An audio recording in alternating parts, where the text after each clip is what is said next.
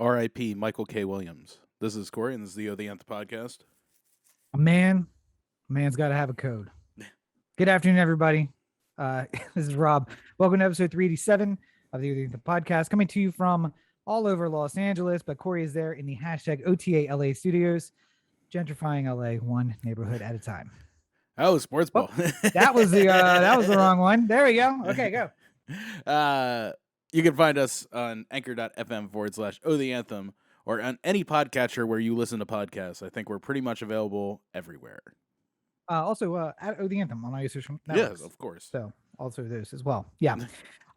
So we are one day late because it's Labor Day, motherfuckers, and we took the day off. Fuck. you expect us to labor on Labor Day? 387 consecutive weeks. You're complaining about a day. Also, we had planned to do it yesterday, but then there was like a Sam's run, and then there was a draft. Yeah. And then we were gonna cook burgers, but we didn't. We watched something instead. Yeah, and then we had to record stuff for Roberto. So like things just got out of hand, and the next thing you know, it was like 10 o'clock. Well, and then I also looked at you at one point at like 6 o'clock while we were in the middle of the draft, and I was just like, "Did you bring any of your stuff to do the podcast?" And you're like, "Nope." And I'm like, "Oh, well, I guess we'll do that tomorrow then." Didn't really think about that. Not used to the packing the stuff up to bring over. That's the problem. It's but you know what? Not a habit anymore. For whatever reason, this day off kind of snuck up on me because I was telling people like, "Oh, I'll get in touch with you on Monday," and then they're not thinking about it. So, yeah, I'll get in touch. I'm backed up a little bit on that, but we'll get a yes. This day off snuck up on Cory, who works 12 days a year. Yeah, that's not true. Who complained about not working for the entirety of 2020. This day off just snuck right up on him. So I could see how that would happen. Well, I'll say though, September the 1st did sneak up on everyone who I guess forgot that back in the spring, Texas is like, hey, we'd like to start our own Sharia republic. We're going to wait until September though. And then surprise, it's September. Yeah. And all that stuff came into being. And people were like, wait, what's all this about? Yeah. And like, oh, remember when we said Sharia law and all that stuff? Yeah, that's what we're gonna do now. And everyone was like, oh. Yeah, and then everyone seemed to forget until midnight when the law was about to take place. When everyone like looked over at the Supreme Court, like, y'all gonna do anything about this, or you got a plan to do something? No, like, then nothing happened for a while, and then all of a sudden there was how do we define this? A preliminary ruling, basically, or?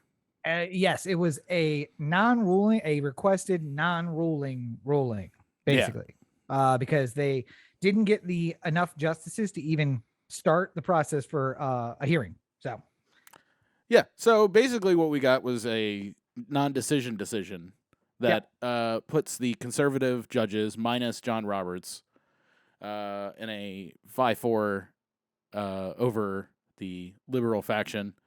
And for the time being, in Texas, abortion is basically illegal because most women don't know that they're pregnant prior to 6 weeks. So I will say I could use this as an example in my own life because I didn't know Rachel was pregnant for like 5 months. So to be fair, though, there's almost no law in the United States that would have protected you from finding out at 34 weeks that you were going to be a father. Yeah, I mean, like, I'm not saying it was an option. I'm just saying that, like, for me in particular, I thought about this a lot because, you know, what if some woman was in the same exact predicament as my girlfriend was, and now that baby's happening. Like, there's no, and the heartlessness. I mean, you know, the lack of choice is one thing, but the heartlessness that is going along with it, I think, is what makes this thing so unbelievable to me.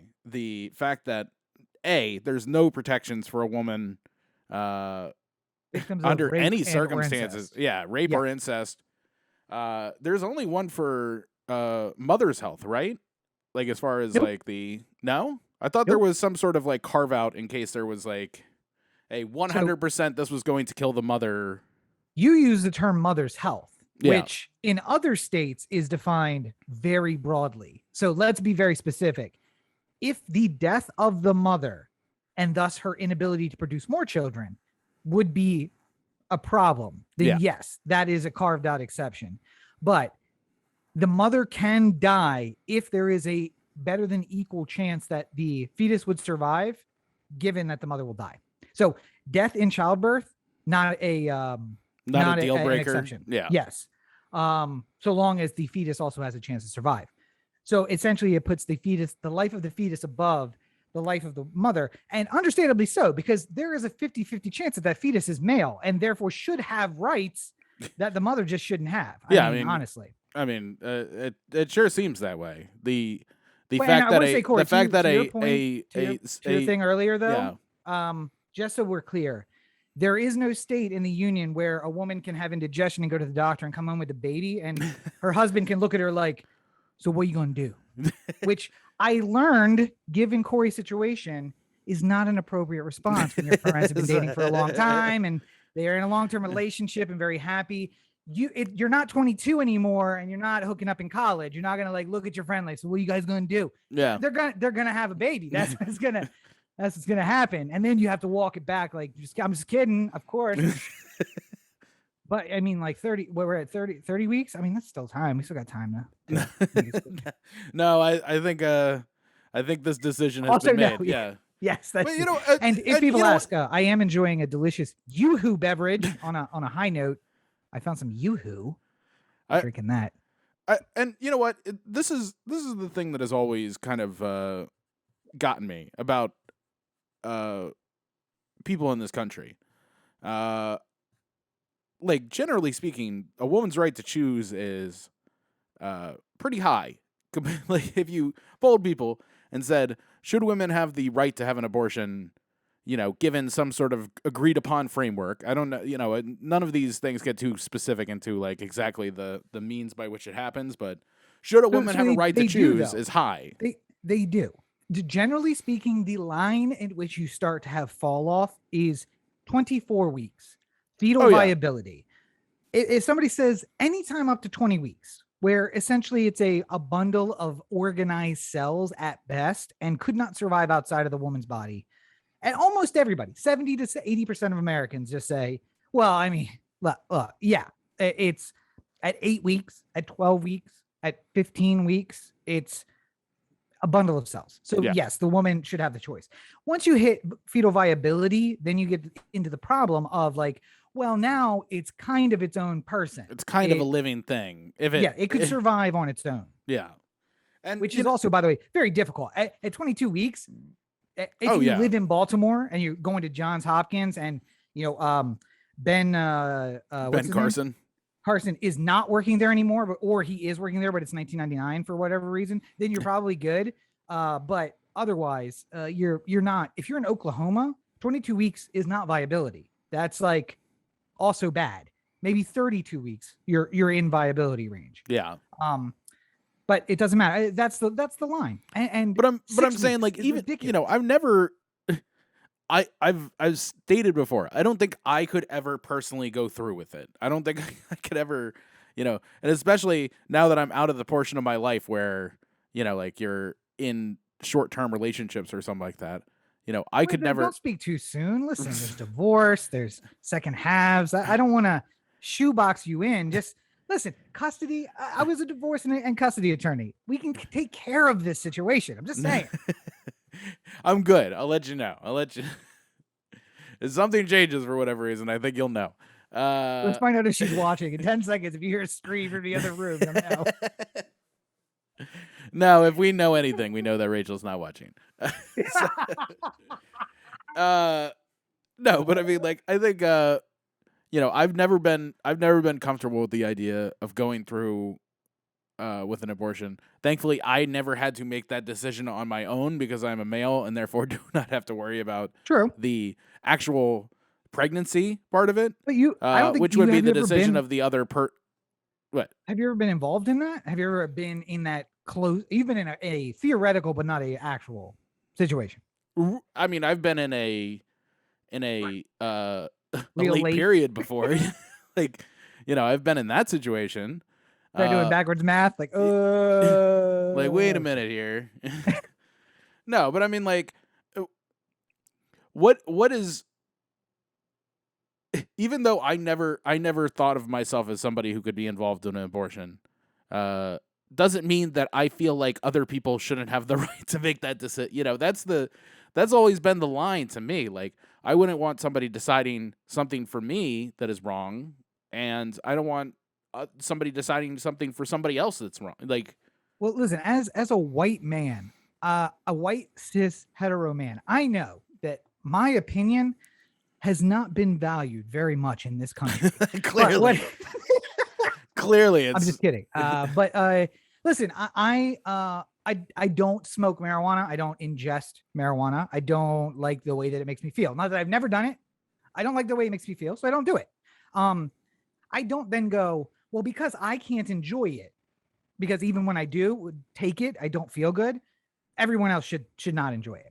Yeah, especially people who actually get some sort of like realist, like sure. The ones I feel horrible for, like in that case, are like there's people who have seizures and marijuana helps calm their seizures. There is not a reason in the world that person shouldn't be allowed to hit like a marijuana vape every once in a while, because they're not getting high. They're not like becoming like Cheech and Chong driving around town. They're just smoking enough so that their seizures go away. And I don't think that's an unreasonable request, On the other hand, much like if a woman is raped, I don't think it's an unreasonable request that she'd be allowed to, not be pregnant with the rapist child, and then also not be punished worse than the rapist would be hypothetically in a court of law. That's a whole other aspect. But on the other hand, I was going to say, I also think that belief in God is foolish given logic. So I see people who give 10% of their earnings to a snake oil salesman as a form of mental disability, and that we should protect those people by not giving them money and just putting it in a trust that takes care of them. But that's my belief. I cannot enforce my belief that religion is essentially just a pacifier for adults so that you don't have to take possession of your life or any sort of determination whatsoever, which is how I feel. But I can't force you to do that. Everyone can do your thoughts and prayers and all that kind of stuff, whether or not you actually do it. So by both tokens, I would never force my view of prohibition on someone, and I would never force my view of allowing something on someone because I chose not to partake or to partake in something.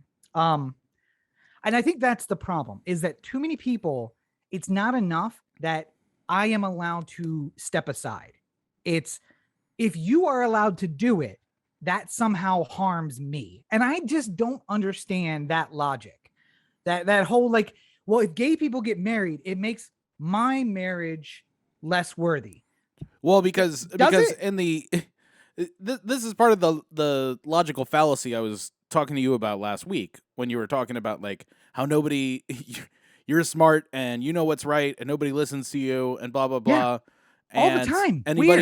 Anybody who doesn't agree should be cordoned off from the rest of society and stuff like that. Concentrated somewhere outdoors in like a camping environment. Enough of that.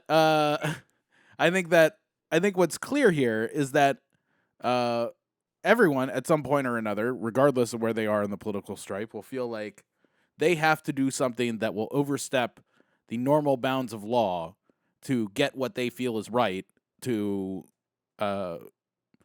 feel satiated in their decisions and their lifestyle. Like, I mean, like that's to me, I don't understand why the sort of broad strokes of the libertarian movement is not working with more people, because it's all about like let everyone live their own goddamn life. Like, now that is your depiction of it, but that is not real libertarianism. Well, no, libertarianism is ridiculous. The problem is libertarianism eventually gets overrun by people who aren't libertarian, who say they're libertarian, and then make other people think that that's what libertarians are. But it's not. No, yeah. I mean, it's I think I've said the same thing about communism. Like, in its most ideal form, communism should work, but it never works because at some point along the line, corruption overtakes it, and then it's just not meant to survive overwhelming corruption. You know, I am libertarian just like in the libertarian way. does not. But beside the point, let's go back to SCOTUS here on this whole thing. Yes. Okay. Because I know I saw a lot of people who are confused as to how the Supreme Court did this with their no decision in which there was a vote. So perhaps with your legal knowledge, you could help explain this a little bit to people, and how you would describe this as like an end around basically to Casey and Roe and the other established abortion laws that the Supreme Court has taken in the past.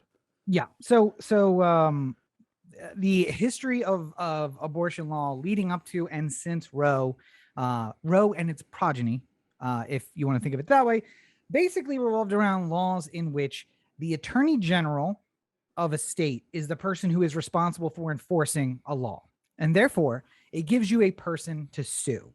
So last year, well, no, it's been a long time. 2016, 2017, there were a spate of like anti-abortion laws all across the country. And all of them were struck down because before they even were enacted, before they were even able to like be enforced, basically, Planned Parenthood was able to sue the attorneys general as the enforcers of those laws to say, this is an unconstitutional law.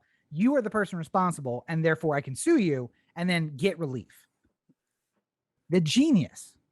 And I don't know who drafted SB 7, or SB 8, SB 8, but it is genius. And that is because there is no person responsible for enforcing it, but everybody is responsible for enforcing it. Essentially, it turns all of us in some sort of Orwellian 1984 into snitches on each other. And it rewards the snitchery with $10,000. Yeah. So if you snitch on someone and it is after investigation proven to be accurate, now you are the one who starts the investigation. Everything needs to be investigated and it's found to be true. You are rewarded with $10,000 and then there's a criminal sanction, but it's not enforced. And you get your legal fees covered for. That's the other thing. So it's actually an investigation that there is this concept that a private person can start a lawsuit that is then taken up by either the state or federal government. I can't remember the Latin for it, but I probably should look that up. But nonetheless, it's if I start suing a company and then eventually I convince through my evidentiary procedures the federal government that like, oh, this guy's got a point, they can take up the case in my stead on behalf. They don't take it up. All of the people of the United States take it up in the form of the U.S. government. So it could have been Cheek versus Nike, hypothetically, just to pick a random company. And if the American people or the Attorney General or something like that sees that and says, "Oh wow, that's a really interesting case. We're now going to make it the people versus Nike." So it wouldn't be. It would still be Cheek versus Nike, but the people of the United States would intercede on behalf of Cheek, which means that now I'm no longer paying my legal fees because now I have 40 lawyers paid for by the government. So I am still the prosecuting party, but I'm also not really the prosecuting party. If that was Nike v. Cheek, which is theoretically possible if I blew up their factory somewhere, then the government could in fact intercede on behalf of Nike and it would remain Nike v. Cheek, but then I would be up against not the 10 Nike lawyers, but the 40 lawyers from the U.S. government. Yeah. Also probably some lawyers from like Vietnam or wherever the factory is that I blew it up. But hypothetically, of course, not literally. But the ingenious part of this is that you snitch on someone, the police essentially, or an arm of the government, does a bit of investigation and then provides that evidence to you. And you can use it in a lawsuit against the person. And then you are the prosecuting party. You person are the prosecuting party. And then you don't get your money from the government. You can get your attorney's fees from them, from the party you're suing. And it is so blissfully genius. It's a way around every bit of judicial precedent that we've had because there's no one to sue. You have to wait for the first person to be successful. And the liability is so high that people are shutting down in anticipation of not being the first person to be sued. Yeah. Because in the end, Planned Parenthood may not be the person who gets sued. Now, they could afford a lawsuit. They would love to take one, I would bet, just to get this out of the way. But they wouldn't be the person who sued. The aunt of the 15-year-old girl who drove her to Planned Parenthood could be sued. Or the unsuspecting Uber driver who takes a woman or an Uber driver. Yeah. Yes. So now Planned Parenthood has to say, are we going to take the liability of every Uber driver who comes near our clinic because somebody gets dropped off down the block and then comes for an appointment and somehow that gets looped in to us? It's insane. So the liability is too high and they shut down. It's ingenious. But that also, not a but, I guess, an and with a but forthcoming. That means that when there's nobody to sue, there's no one to give injunctive relief against. So the Supreme Court can't just jump in and say that hypothetically somebody will be injured by this lawsuit. There has to be an injury prior to us to be able to rule. Because it's a person v. person. It's not a state v. person or an actor in the state v. person. There's no injured party until there's an injured party.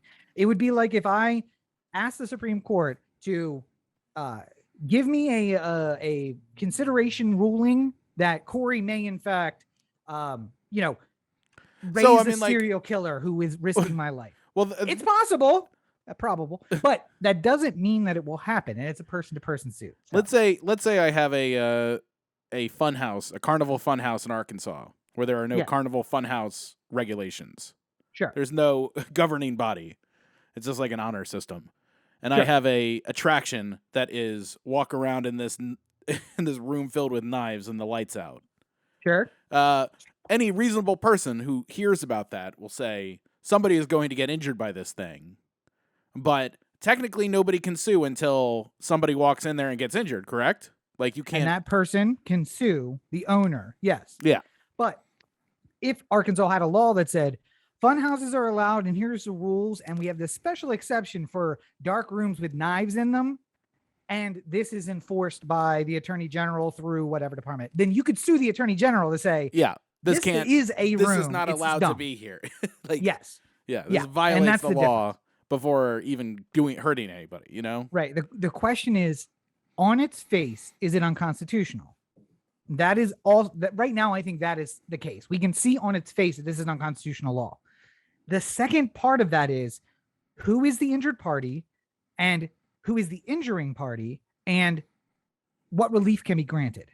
And so right now, that's a question. So, I mean, say a year from now, we have a lawsuit that's ready for the Supreme Court based off of this case, you know, because it'll take a little while for somebody to get snitched first. Especially with the people taking down the website every other day. Well, I do have to applaud the people who realized that they were going to be in the buzzsaw and just got out of the way immediately, like GoDaddy, who was just like, so we found out that this site is going to be the place that all these things go through, and then you got it from us, and we're going to tell you right now you're not anymore. So find new web hosting. We'll give you the name. You can take your name and go. We're not hosting fuck all from your site. But in 24 hours, we expect you to be gone, so please get the fuck out. And all the good citizens of TikTok and YouTube who have decided to come up with scripts and fake abortion stories to waste the resources of the government entity, which eventually has to investigate these things. I saw a TikTok where the dude wrote essentially a machine learning script that would glean stories from a town that had an abortion clinic in it and make up abortion stories with real names of real people, which is just an insane waste of resources for the state. Now that sucks, but also this law is dumb as fuck. Yeah. So you're getting these like, oh, here is furry porn. That's clearly not something we need to investigate. Here's a story about Abigail Miller, a 15-year-old from this small town. And just a little bit of research, you find out there is an Abigail Miller. And you're like, we got to dig in this, and realize later a machine just fucking wrote that. That's what worries me though, in a way, is that like, what if there you broadly paint, there's a Jane Smith in Dallas who had an abortion last week, and then they find the Jane Smith, and she did in fact like have an abortion. She went to Minnesota for a week and had an abortion while she was gone. So that is a question. I would say that I would hate to say, to people, like, I think it's genius that people are trying to sort of like make the site unusable by filling it with a bunch of crap. But at the same time, I much like I worry about the unintended consequences of any law putting police involved with other people. Like, I just don't, I don't see the benefit of, Texas would not pursue that. Texas would not pursue that because it happened out of the state. If Jane went to Minnesota, instantly it's a federal case. Supreme Court gets involved. So it's now a complication of suing across lines of a state. Mm-hmm. They're gonna look at that and be like, we shouldn't touch that one. Nope. Well, I want the girl who went to Fort Worth and got one.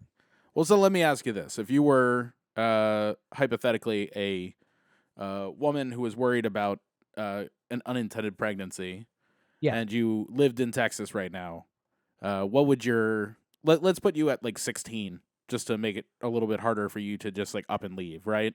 Sure. Yeah.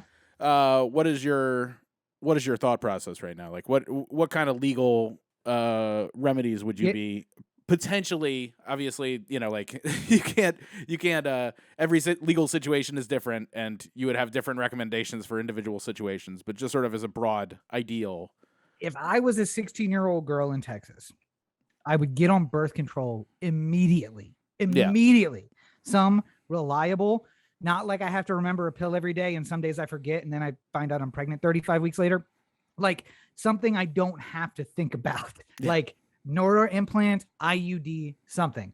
Also, any sex, oral, vaginal, any kind of sex at all, any sort of sexual a man takes off his pants in the house I am also located in. He's wearing a condom. I don't care. All day, every day. Got to wear a condom every time. In the shower, condom. We are doubling it up. My boyfriend gets out of his bedroom where he's also in a twin bed and gets in the shower. I want him to put on a condom before he gets in the shower, just because I don't want any incidental fluid contact whatsoever. JFK was in Texas. He got a magic bullet. I don't want a magic sperm flying around this house, banging off 3 mirrors and getting me pregnant. So I think that is number 2. Now, the problem is this is exactly what the men in the Texas State House want. They essentially want to control women because the next step is also, I don't have sex because I am so concerned about getting pregnant as a woman in Texas that I don't have sex. And now they've won that argument, right? It's us controlling me, man who is in the state house, controlling the body of a woman and forcing my will upon her, which is to be chaste. So it's tough. There are groups available online that will buy you a Greyhound bus ticket to get you to Albuquerque or Oklahoma City. I mean, wouldn't people technically be in violation of law if they took a ticket to another state to get an abortion? Yes. I just don't think Texas is going to pursue them because I think that is going to be a fast track too. And the other thing is, look, if you cross from Texas to Albuquerque, you're now moving from the 7th Circuit to the 10th Circuit. And they're definitely not going to take that case because the 10th Circuit is California. Right. But I'm saying, so like, say you're Roberta Cheek, right? Yeah. And you're 16 years old and you live in Austin, right?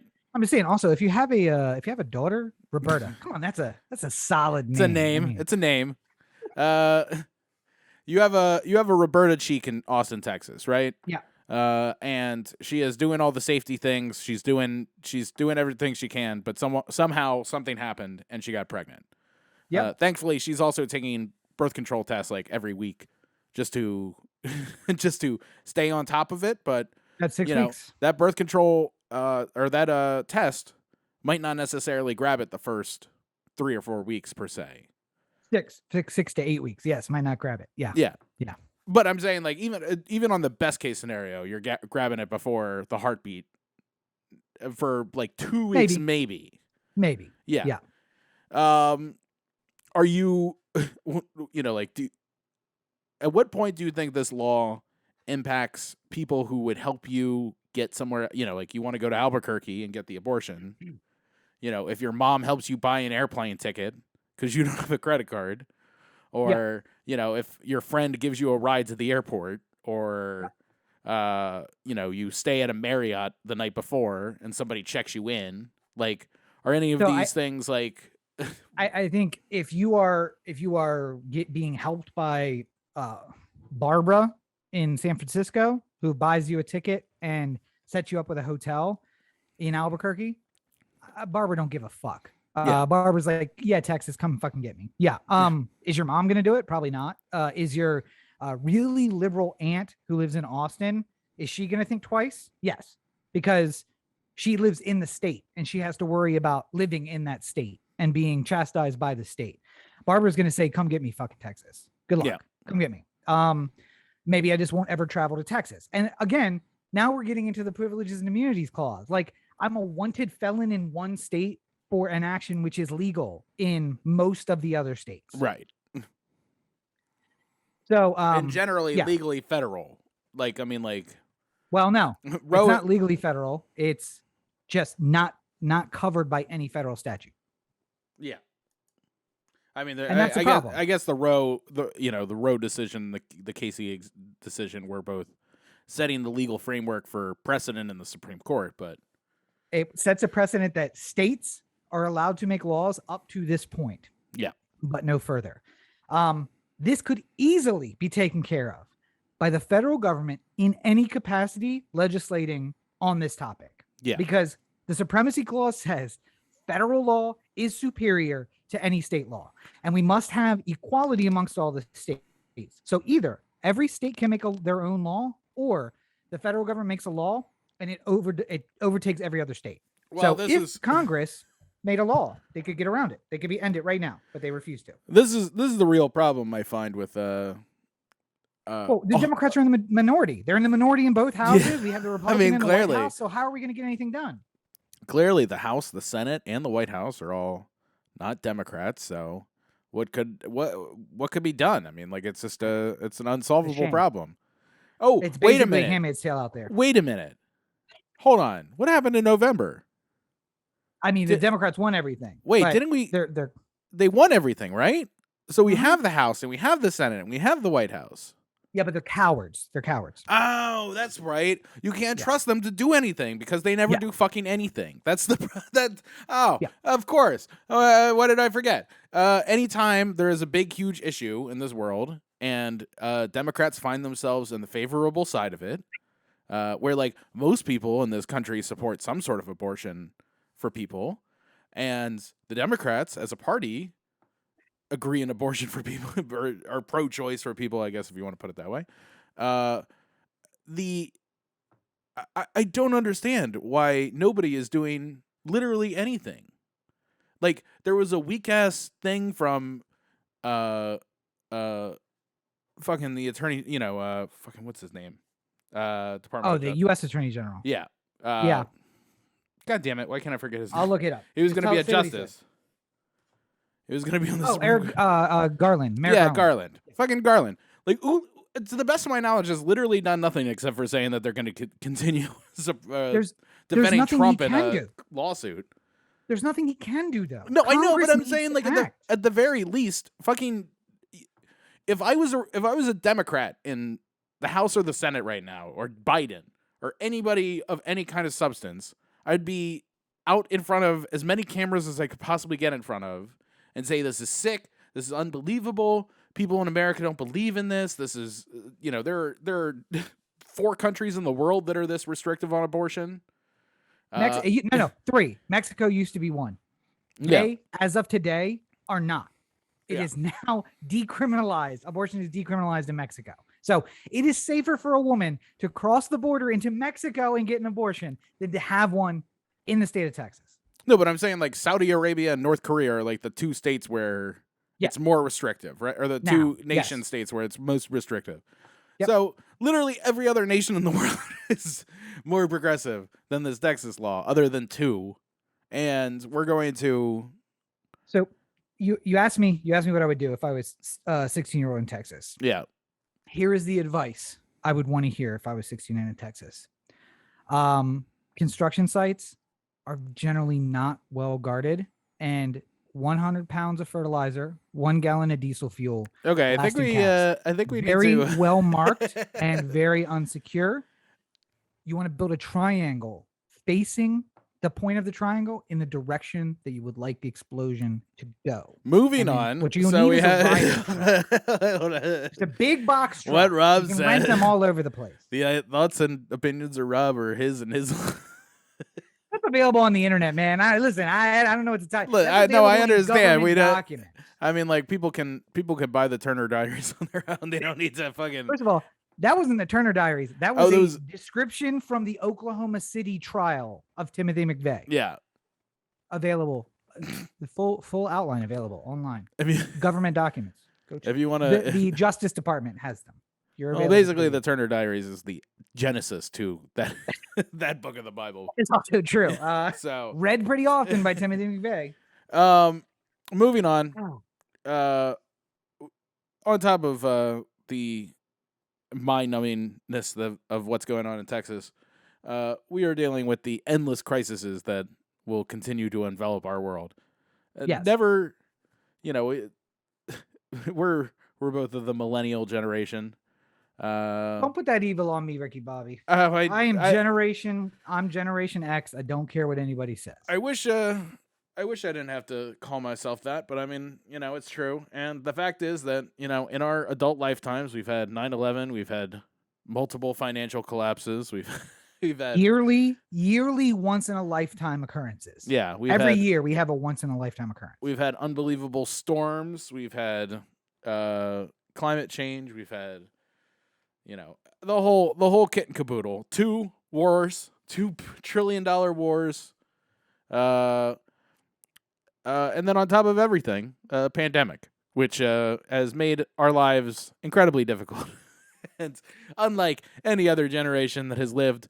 So here we are, 2021, sort of the heart of all these things sort of coming together all at once. We have left Afghanistan. Troops are finally out of Afghanistan. Now it seems like some people want us to go back and get into other armed confrontations around the world. Middle East, Nicaragua. Just anywhere, anywhere where you can say terrorism is good enough. And, we can... By the way, now that we're out of Afghanistan, shouldn't we just roll back the Patriot Act? Can we all agree? Patriot Act, Afghanistan, Patriot Act. I feel like that's... I think somebody... Some politician is losing out on the incredible advantage of being the guy who goes out there and says, elect me as president, and I will overturn the Patriot Act. I will get rid of the NSA. I will get rid of all the surveillance state out there. Wait, I'm gonna take over for just a second. Okay. President is a position that has no meaning. Benevolent dictator. I've been pushing this for a while. If you make me benevolent dictator, I'll roll back the Patriot Act. I will make an investment in our infrastructure that is sorely needed. Trains, as far as the eye can see. So many trains, Cory's head will explode because he hates trains. NASA, so much funding for NASA. We're going to go to the moon and Mars and beyond. Now, there will be camps. Yes. Some people, some undesirables will be. I think you should quit. I think you should quit while you're not near ahead. Look in my direction and say, please save us. And I will say, yes, I have carried you kicking and screaming, and I will do it again. And in the end, you'll thank me. Moving on. How many times must I moving on this episode? No, but listen, we are in now. I saw something literally right before we went live, and it's so weird that it's in the zeitgeist, I guess, but it's. People have been talking about mental health a lot, which is great. And I've been trying to put my finger on where I am. And it's not depression, because I can look at the symptoms and say, I'm not depressed, but clearly something's not normal, and I'm not anxious. It's not an anxiety thing. It's lethargy. We have reached the point of lethargy where our entire systems are so burned out from crisis after crisis after crisis after crisis. It's fires and protests and hurricanes and elections and civil rights being taken away. And now it's like a women's right to choose being taken away, voters' rights acts all over the country. It's just hit after hit after hit after hit. And eventually Like, listen, human beings are pretty dynamic. We have survived 900,000 years because we recognize patterns, because we are smart enough to use tools to get out of them. But the problem is those systems are being stressed to the max. And now we don't know how to deal with a constant state of crisis. And we also are in the point now where it's like, I'm so crisised out that some people are making up patterns where they don't exist. They're looking for conspiracy where none exists. They are not believing the factual evidence in front of them because their brain is telling them nothing is real. Trust nothing. Yeah. And that's almost understandable because we are so burned out. Yeah. And I kept saying I'm burned out, but I get up, I go to work every day. I come home, I get my 3 hours of game time in. So like, it's hard to say I'm burned out too. And I'm not really burned out. It's just, I am now set in a pattern, and tanks could come rolling down Sunset Boulevard. And I would be like, Wednesday. I guess we're at that point of the story. Like, we're here. Yeah. All right. Let's go meet the new boss. Probably same as the old boss. Yeah. And that's where we are. I mean, I think about it too. I kept saying it was like PTSD with like COVID. It like is. People, I mean, it's a form of PTSD. But I mean, like, really, you know, to what it feels the last 20-ish years of our lives have been like, is more or less like when you hear stories about people who lived in war-torn countries, like Afghanis. We just left Afghanistan. Listen to a story about some Afghan child who says, you know, I was 5 years old, and then in the middle of the night, all of a sudden we heard this loud crash, and we go outside, and our town's on fire. So we had to leave the house that we owned in Kabul because it was just bombed. And now we go to our grandmother's house, and she lives all the way across the country, and we had to, you know, shepherd all our belongings and, you know, like it's in some awful manner which Americans would never comprehend, like having to walk across Afghanistan or something like that. The entire country? Yeah. And then you get to this new place, and you're living with your aunt, and then you can't sleep because you're so worried that you're going to go to sleep and there's going to be bombs that fall. And then every once in a while bombs fall. And then your new home is destroyed, and, you know, someone you love is dead. And, you know, it's just constant building upon the inability to be peaceful, the inability to just be able to, like, I can't, I think I'm personally at the point where I would love nothing more than if I could just go somewhere for a month and just check out. Like, not have a phone, not check the news, not watch TV, don't do anything. You know, just go somewhere and check out and just try and relax the best I can. And I don't think I could do that because by the time I would get back, I would find out about the 5 life-changing things that happened in the month that I was gone. You know, this week, Texas fucking legalized abortion, basically. You know, the 4 weeks of events that had happened prior to this. Like, you know, if I came back from a vacation today, I'd be confused and not understand why we are in the place we are based off of the events that have just happened. But I mean, that's the other aspect of it too, right? It's that although we've gone through this crisis after crisis after crisis, we also have continued on relatively normally.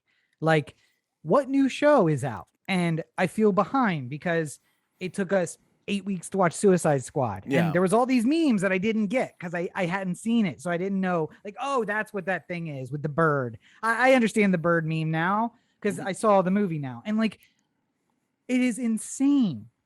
So I'm thinking about my dad, who was born in 1937. So he was a little boy, but does vaguely remember living through World War II and how just it occupied every bit of his being. Like, he remembers his mom going out around town, being with her in the like Model A Ford that they had, collecting scrap, and how if they were going to be out near dark, she had to put the covers. They lived in rural Missouri, like the furthest from Japanese bombing possible, but they put covers on the headlights, right? So that there were only slits, because we got to be careful just in case the Japanese are coming to bomb. Yeah. And like collecting scrap, not for themselves, but to go turn in at the war office, because we'll get all the aluminum, we'll get all the steel, we'll get everything together and turn it in. Yeah, and turn it into a tank. Your entire life is wrapped up in that. And it's like, what happened on the latest episode of Bob Hope? Oh, or wait, Bob Hope? Yes. Yeah. Bob Hope. Well, Bob Hope's not making his fucking show, because Bob Hope is overseas entertaining the troops. So we're going to watch reruns of the last 30 years of TV. That's all that's on. And we are going through this 20-year wars and a pandemic, and the new Girl's putting out a new season, or like Friends is having a reunion. Will Smith is putting together a reunion of Fresh Prince. And it's just like, this is a once in a lifetime TV event that's happening during a once in a lifetime pandemic.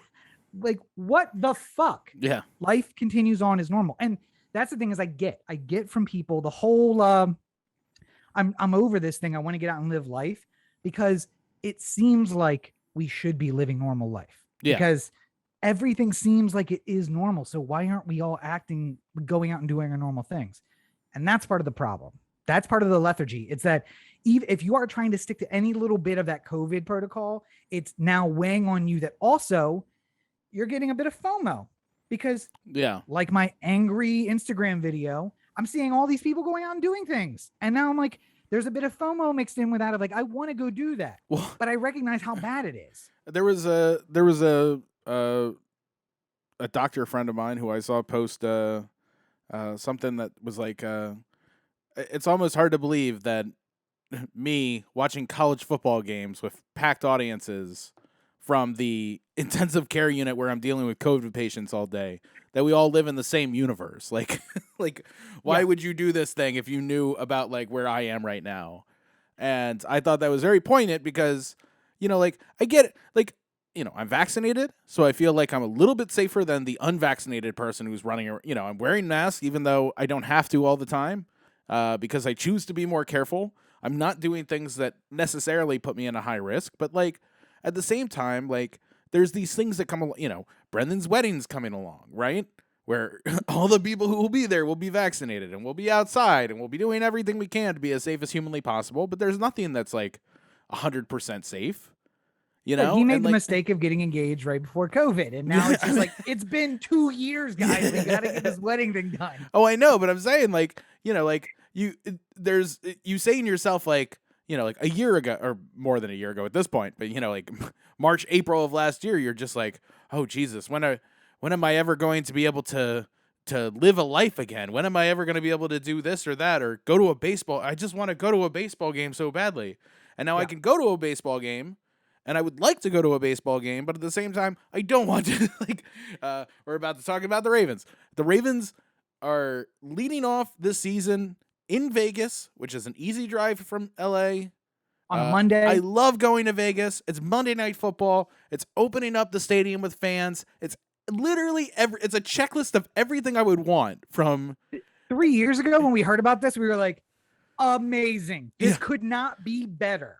And now when we heard that the Raiders were moving to Vegas, I said, I will not. There is not a single opportunity in the world in which I will not go to every single Ravens Raiders game in Vegas. If I'm in LA, if it's possible for me to go, I will go to every single one of them.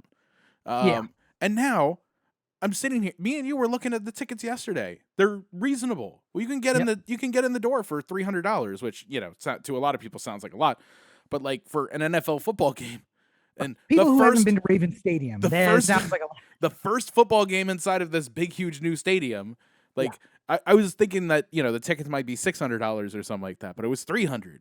That's they were $600. Oh, they were. I know. At one point they were, but I'm saying like, they were going to fall a little bit, but you don't know how much they were going to fall.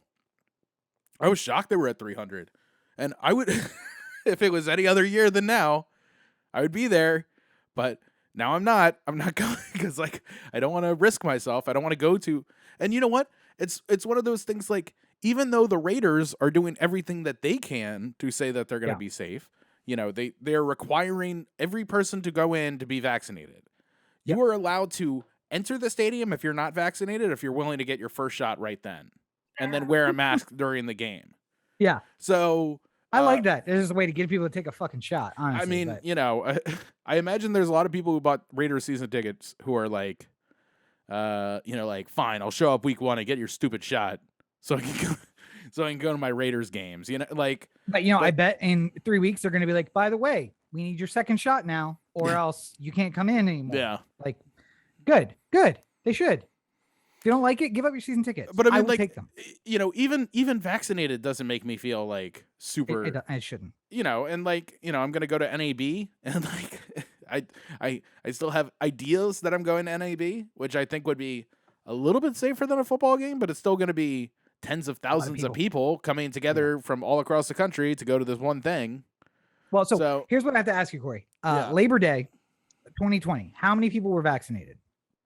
I mean, nobody. Other than people who are in like clinical trials and stuff, like, you know, like maybe a few handful of 100,000 people yeah. in trials. And Labor Day 2021, what's our vaccination rate in the U.S.? Yes, we're at like 60-something%, right? 70-something%. Very high, yeah, high 60s, almost 70 of at least one shot, right? Would you say the cases are lower this year or higher this year on Labor Day weekend? Oh, higher. Yeah. Well, logic would tell you they should be lower, but they're not. They're higher. And so real quick, by the way, 51.1% of the population is vaccinated, but that includes people who can't get vaccinated. Right. And I think the number I saw was where I was saying the 60. Yeah, if you take out the children under 12 who can't get it, and there's a certain number of people who just cannot get the vaccine because they're immunocompromised, it gets upwards of 60. Or upwards of 70, like high 60s. I mean, there's like 100 million kids. So I mean, Maryland just hit 95% for people 65 and older. Yeah. But I mean, this is what I'm saying. Like the amount of information that is available to us has never been. I have a machine here which has in the palm of my hand access to every bit of data available in the history of the world. Yeah. Now, even if I didn't have that, I have a machine here which has every bit of data available in the history of the world. But if I asked people at work today, just because I hate myself and I wanted to torture myself. And I said, do you think cases this weekend, Labor Day weekend, lower or higher than last year? Lower, of course. Everybody's vaccinated, so got to be lower. Now, more people are dying now. More people are hospitalized now. Things are worse now than they were a year ago. Because the vaccination protects you, but it doesn't protect society. And people are selfish as fuck. Yeah. And it pisses me off. But I'm also fucking getting lethargic about it. I blackpilled myself, and part of me is so pissed off, and then immediately I just don't care. Part of me wants them to get some lambda mutation, mu mutation, chi mutation that just kills off the whole population. And then I'm like, yeah, but does it really count as getting in the top 10% of COD players if most of them die off? I mean, that doesn't feel fair to me. But luckily for us, the bread and circuses continue. The distraction will continue. NFL football 2021. Woo! Yeah, you know, well, wait. Of course, we're talking about sports ball.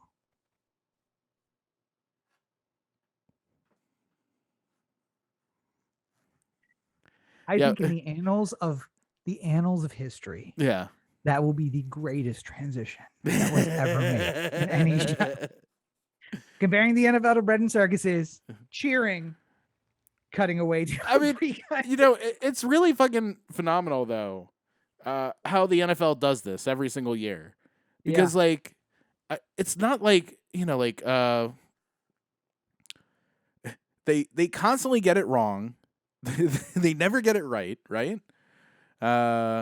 They do stupid things. Like, I know a lot of people who are just like, I never watch football again after Colin Kaepernick, and I can completely and totally understand why they feel that way. I mean, that's dumb, but sure. No, but I'm saying, like, you know, I know people who are just like, I'm done. I'm not being a part of this league anymore. Like, I'm just not. Oh, wait. Do you mean the blackballing of Cap or the kneeling? The blackballing of Cap. Okay, the blackballing of Cap, I get it. Yeah, no, I thought you were talking about the idiots who were like, I'm not going to watch the NFL because there were those people too, but that was, I mean, like, that's dumb. That really doesn't affect you. But then a B2 flew over the stadium and they were like, you know what? These guys do like America. You got me. I'm back. Well, of course, the B-2 was paid for by the U.S. government. Just part of that $1.5 trillion war we've been fighting. Yeah, just anytime you're thinking about like how the government could more efficiently spend my tax dollars, just realize that 50,000 of those tax dollars are involved in a flight over the stadium of every single stadium across the country, even if you play in a dome, which is amazing. Yeah. It's not like they're saving money on dome stadiums. No. They're flying over. They're flying over Minnesota just the same.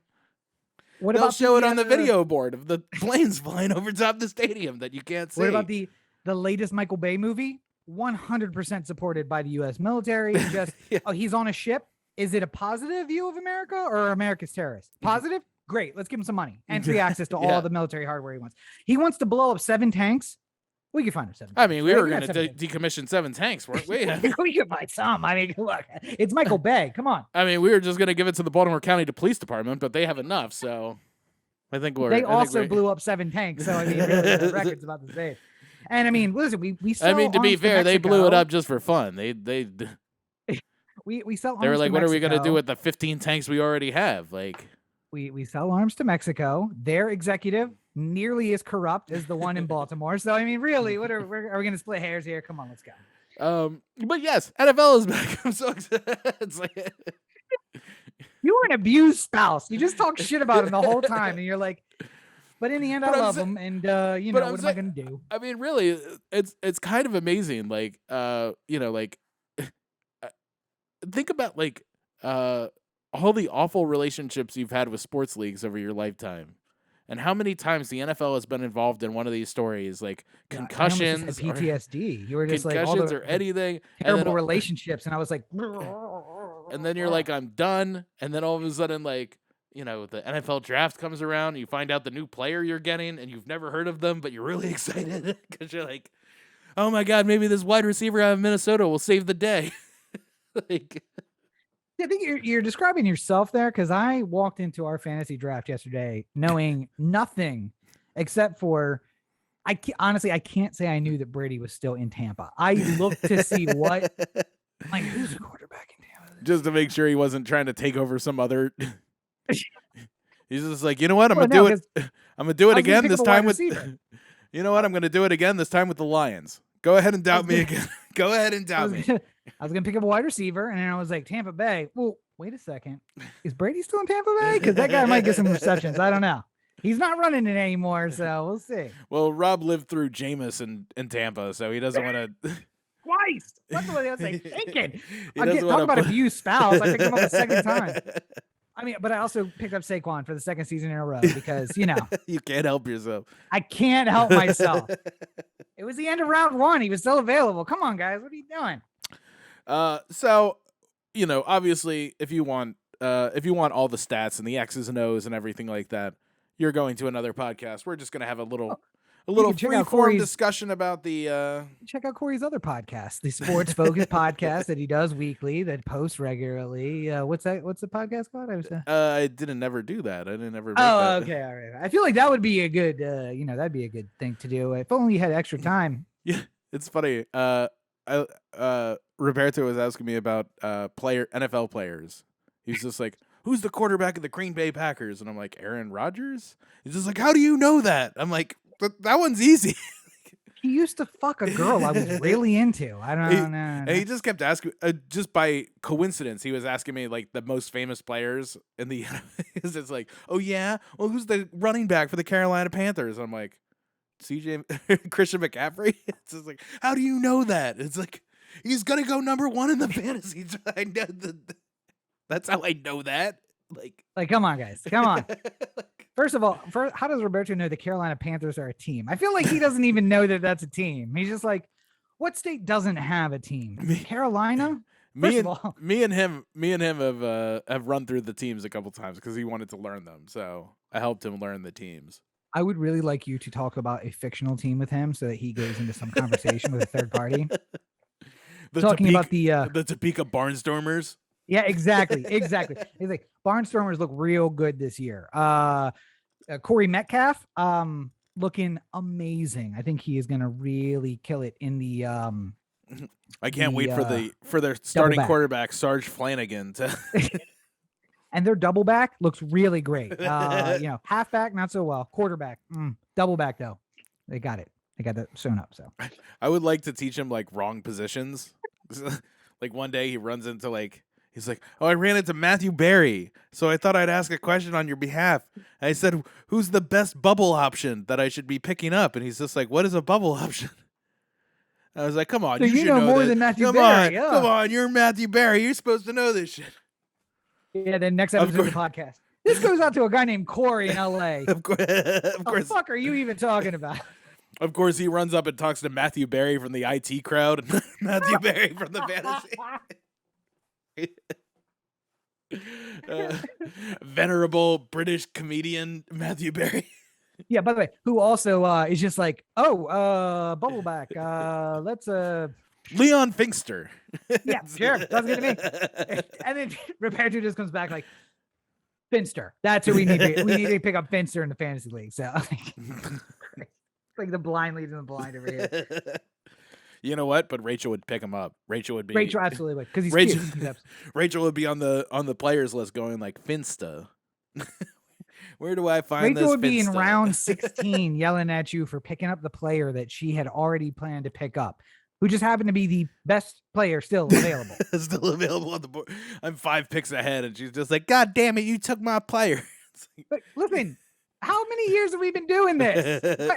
What are we complaining about right now? I hate to tell you this, but I think Nick Chubb was going to be gone by the next time you picked, regardless of what I did. So, you gotta be like me. You gotta pick up Mahomes in round 2. Just make a bold move. NFL preview here. Yeah. I guess let's start with what we care most about. What do you think the outlook for the Ravens is here? I'm gonna go over under 2 times that Lamar gets COVID this season. That's my my pick. Well, I will have you this. We'll tell you this. I've heard some secret whisperings that Lamar might have gotten his COVID vaccine or gotten his first shot. So did they trick him and tell him it was performance enhancing drugs? And no, I think they just something tells me that Harbaugh and Eric DaCosta, after the second time that Lamar got COVID, just like pulled up the chairs backwards in front of him and sat down like, hey champ, let's talk to you a little bit. Like you to meet my friend Dr. Mawari. He's from Johns Hopkins University, and he's an infectious disease specialist. And he would like to explain to you what COVID is and what the vaccine does and how that might be beneficial. You got some of them horse pills for me? Got that horse pill? Yes. It's in a shot form now. I was hearing on Joe Rogan about it. It's like, nah. All right, so Lamar 100% listens. So this guy is a much more well-known authority on this than Joe Rogan. So perhaps we should listen to him. First of all, there's no more well-known authority than Joe Rogan on any topic. I don't know why you would even suggest. But listen, Ravens look good. If Lamar stays healthy and if they can keep somebody alive in the backfield. Did you see the Levante Bell story? Le'Veon Bell, yeah. Le'Veon Bell story, yes. And Devonta Freeman. Yeah. Freeman, yes. Getting workouts? Yes. I've also heard that Le'Veon Bell has signed to the Ravens practice squad, so there's that. Yeah, you know listen, what? Baltimore, the place where old players go to die. Listen, I'm kind of torn on this one though, because I will pick up Le'Veon. Obviously there is need because the Ravens' only proven running back at this point is Gus Edwards. Oh, you mean who's left? The who's only one left. The one left, yeah. Because Justice Hill tore his ACL in practice like 2 days ago. So that's not good.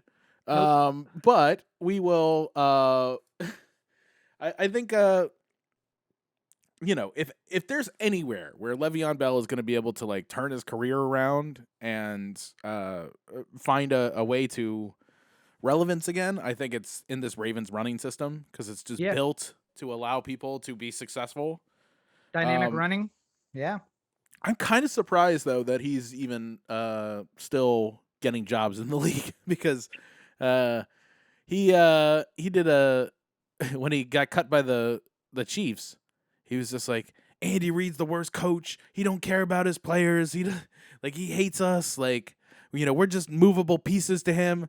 And it's just like saying that like Jimmy Carter is like a fucking well-known narcissist and like, doesn't care about poor people. It's just like he's only looking out for his bottom line.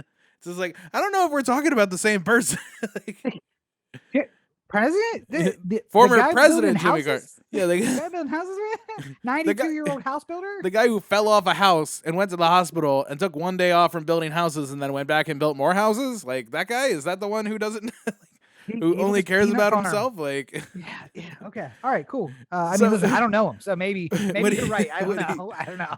When he threw Andy Reid under the bus like that, pretty much the most respected coach in the entire NFL at the moment, like. There were a lot of people who were just like, oh, well, I guess he doesn't want to work anymore. I guess that's his way of saying I quit. I don't want to be an NFL player anymore. But, desperate times. So the Ravens. I was going to say, here's the thing. Talent will always pay. That's the problem. And, listen, what are you going to do? We need a running back. Who we got out there? Who is available? No. We're not going to get him. Who other than Colin Kaepernick is available? Who other than to Colin Kaepernick and Aaron Reed is available right now? The Ravens were going to give Cap a try too, but then his wife or girl had to go run in her mouth. Man. I mean, listen. I feel bad for Cap, but that really probably was his chance, and then she fucking blew it. How's Le'Veon's love romance? What's his love like? I don't know. I don't think he's going to be comparing Ray Lewis to fucking fucking Samuel L. Jackson and Django Unchained. I think we can, God. That was a crazy season. That was a crazy thing to happen. Yeah, for anyone who doesn't know, there was like whisperings that Colin Kaepernick would sign with the Ravens as like a backup. Came and worked out. Did a whole bunch of stuff. I don't think there was a workout. I think they were gonna schedule the workout if I remember correctly, and then out came. The girlfriend who said like a live look at Ray Lewis and Steve Bisciotti right now, and it was Samuel L. Jackson and Leo from Django Unchained. Yeah, basically saying like an uncle, a house slave and a fucking slave master. It's just not what you want to say about the people who are about to give you. This is not endearing you to your potential employer. That's all I'm saying. Back to the question at hand. The Ravens. Here. What do you take over? Give us. Listen. I hope the Ravens do well, but I don't know fuck all about what's going on because I think there's more important things in the world of sports. So here, you do the whole NFL. You just pontificate for a minute. I'm gonna stop commenting because I'm just really bringing my black pilling in here. So. All right. Well, I'll say this. I think the Ravens have all the talent and ability to win a Super Bowl if they wanted to. The offense, the defense, the special teams all looks good.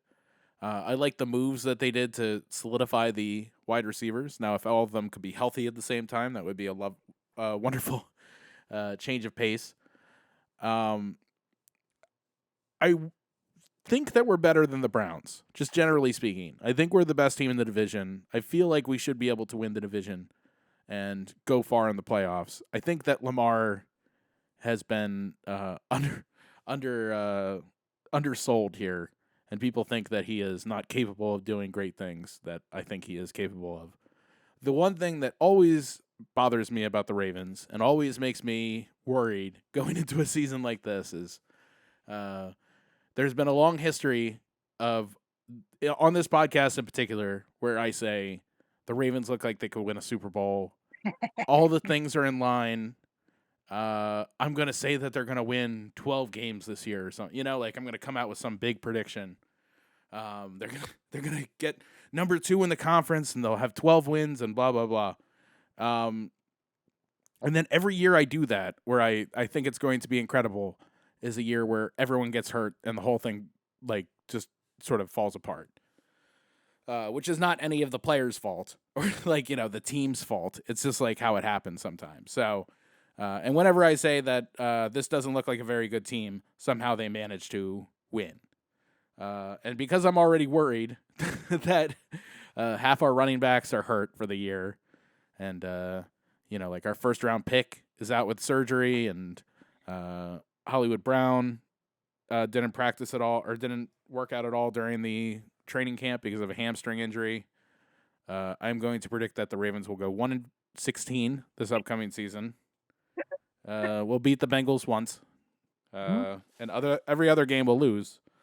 Because I can't. I need this team to be really good this year. I gotta go with the low ball prediction, like the worst possible outcome prediction, to help ensure myself that I don't find myself in a place where I say that they're gonna win like 12 or 13 games and go to the playoffs and win the Super Bowl or something like that. Because I can't have that kind of egg on my face right now. I just need this. So there's so many things wrong with this world. I just need this to be good. For Poison black pill too. Yeah. It's okay. It's okay. Give up all hope. Giving up all hope is I'm freedom. going to take the purple pill. Please just let the Ravens be good. I can deal with anything else. like the Orioles constantly losing. Don't care. It's fine. Like I was watching the Orioles this weekend because they were playing the Yankees, and I can't help myself. And just self-abuse, really. But I mean, like this team is awful. Like we all agree this team is awful. And I really want, the Orioles to go back to winning, but I know it's just not, we're not like 1 year away from having a World Series champion, like it'll take a little bit longer than that. So we're all going to have to be patient. But I love when our shitty Orioles team filled with like little spark plugs go out there and beat the Yankees 2 out of 3 in the Bronx, because I just love going on Twitter after the fact and like looking through like hashtag Yankees and just looking at all these people like explode, but I know where they're coming from, because they think they're supposed to win a championship and everything's going wrong and they're losing the fucking Orioles. I mean, like, I get that. As a Ravens fan, I'm like, like if we went into this fucking season and we dropped 2 to the Bengals, I'd be like, the fucking Bengals. How dare you lose these games? So and Cory's true demeanor comes out now. The Schadenfreude is strong. He just really likes the pain of others. I just really, I can identify with it so strongly. One day the Orioles will be good and we'll lose to the Royals and I'll feel really dumb for it. But like, in the meantime, having come from like a bad team and like rooting for a good team at the same time, like I'm at this point where like I just really need the Ravens to not disappoint me. That's like my number one. Just do whatever you can to don't disappoint me. That's all I'm really hoping for this season. Like when at Notre Dame, they had the sign on the way out the tunnel where it's like play like a champion today. Like if they could just hit a sign that says like, please don't disappoint Cory on this afternoon, like that would just be great. Like, play strong. Doesn't matter if you win or lose. I mean, but win, but play strong. Just give him enough to be able to go to some fan of a rival team tomorrow and just be like, well, if that referee didn't screw us on that 3rd down call, then perhaps we would have won that one. Like. Well, you know where you can find tons of great examples of Schadenfreude? Hold on. Let me look up OTheAnthem.com. Cory, OTheAnthem.com. O The Anthem on Facebook, Twitter, Instagram, and the listener line, 443-219-7595. What's that number again? 443-219-7595. You can find me at my website, CoryBakerFilmmaker.com, Facebook.com/CoryBakerFilm, and at LegendsB5 on Twitter, Instagram, and TikTok. What about YouTube, Cory? There is a YouTube channel. It's funny this week. I said to myself, I had like 3 moments where I was just like, oh man, that'd make a great YouTube video. And then none of that transferred into me picking up a camera or doing anything. So, soon? Question mark. I feel like I have to batch a bunch of content before this baby comes. So. Luckily, you don't have any big events coming shortly, so that interfere with content creation. So. The baby. That's it. And I just got to fast forward a preview, if you will, of the tragedy and terror that the next few years will bring, of Cory repeatedly doing the voice of Myra from Schitt's Creek. Every time we reference it, it'll be, but the baby. I already said I'm going to have to unfriend everyone from Facebook because it'll just be baby pictures all day, every day, and I'll lose respect for everyone. So, well, just unfollow Rachel because she's the one who's going to do that. So she's going to want she'll to force you to repost them. Don't act putting like the she won't baby force on the you. like I'm 3 months old today and stuff like that. She's already on top of that. So Oh, I've already seen the sheet. It's got days on it. It's just day 1, day 2, day 3, day 973. Did you hear? Brooks's first birthday is coming up here soon, and Roberto was saying that he's not going to be our friend anymore if we throw a birthday party for a dog. So Yes, I resound that sentiment. Also, he's 7, not 1. So you missed the first birthday a long time ago. Anyway, you can find more. The first trip around the sun. You can find more sunny, cheery, amazing content like that from me on social media at Robert N. Cheek. Certainly not stuff about being blackpilled and how everybody sucks and I hate them all. There's a lot of that. Also, robertandcheek.com, where you can find links to all the stuff I'm working on. YouTube, Rob Cheek. I got stuff. I literally have 4 videos now primed, ready to go. And I just lethargic. Don't care. Eventually they'll go up.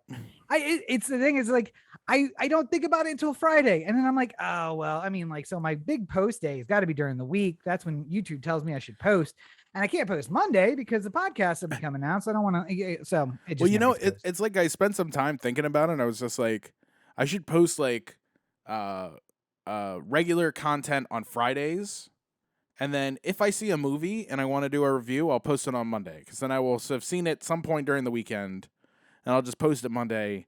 And then I'm never going to be one of those people who sees a movie earlier than the people who make reviews and stuff like that. So I'm never going to beat like Jim to market. I'm never going to be Jim to market with an Avengers review or something like that. But at least I could, you know, give you like the first weekend it opens, like a thought. But none of that has happened. I don't know why I keep thinking about it. Jim working 50 hours a week, 2 kids, happy wife, still posting content regularly. Yeah. Me, miserable, barely holding on to a job, playing video games a majority of the time. Can't be bothered. Can't do it. So shout out to everybody who doesn't hate the world and everyone in it. You guys are what it keeps continuing the cycle of violence. Inside my head, not really, just inside my head. Well, on that cheery note, I think we've done good here today. We've done something. I don't know if it's good. But as always, you're listening to the O The Anthem podcast, part of the O The Anthem digital network. For Cory, this is Rob. Have a great week, everybody. And keep in mind, 100 pounds of fertilizer for every 1 gallon. Omar coming. Sad, tragic loss. Just upsetting in all the ways that could be upsetting, but also like a good reason for people to remember him. A dude who got 1 part and turned it into a money motherfucking career. Well, not just one, Chalky too. On Boardwalk Empire, just turned it into a fucking amazing career of fuck you parts. Just like, no, fuck it, I'll do it. And turned it into something amazing. Well, not only that, but just bringing authenticism to a character that like never would get, you know, nobody like Omar was ever on screen before. So just a huge loss. Huge loss. And now Cory has to rewrite part of his screenplay because I know he had envisioned parts and now he has to rewrite them. Also, you know, David Simon's going to beat him to the punch. But have a great week, everybody. Bye.